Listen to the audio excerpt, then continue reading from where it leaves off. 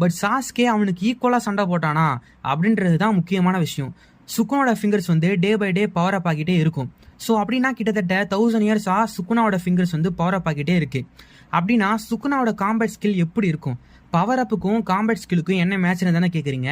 எக்ஸாம்பிளுக்கு நருட்டோ இஷ்கி கூட சண்டை போடும்போது நருட்டோவால அவனை ரைவல் பண்ணவே முடிஞ்சிருக்காது. பட் பேரன் மோடு போன பிறகு இஷிக்கிய அவன் போட்டு பொழந்திருப்பான். அப்படின்னா என்ன அர்த்தம்? நம்ம நருட்டோ ஒன்றும் புதுசா எக்ஸ்பீரியன்ஸ் கெயின் பண்ணல, ஆல்ரெடி இருக்க காம்பேட் ஸ்கில்ல தான் யூஸ் பண்றான். பட் இப்ப பேரன் மோட்ல இருக்கிறதுனால இஷிக்கிய ஓவர் பவர் பண்ணிருக்கான். ஸோ அதே தான் சுக்குனா விஷயத்திலையும் 1000 இயர்ஸ்க்கு முன்னாடியே சுக்குனா அவ்வளவு பவர்ஃபுல்னா 1000 இயர்ஸா பவர் அப் ஆன ஃபிங்கர் மூலமா ரிவைவ் ஆன கரண்ட் சுக்குனாவோட பவர் எப்படி இருக்குன்னு பாத்துக்கோங்க. இன்னொரு எக்ஸாம்பிள் சொல்லணும் அப்படின்னா மகோராகாவை பத்தி எல்லாத்துக்குமே தெரியும்.